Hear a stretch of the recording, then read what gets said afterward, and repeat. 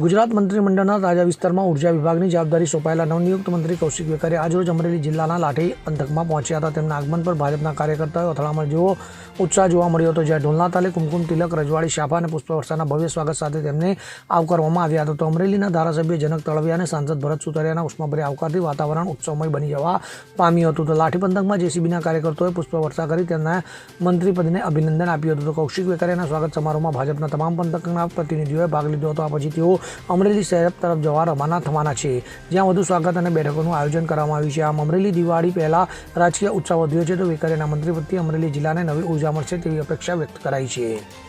Bureau report CN24 news. હવે જુઓ દેશ દુનિયાની તમામ ખબરો તમારી આંગળીના ટેરવે. ઉઠાવો મોબાઈલ અને Google Play Store પરથી ડાઉનલોડ કરો અમારી CN24 ન્યૂઝ મોબાઈલ એપ.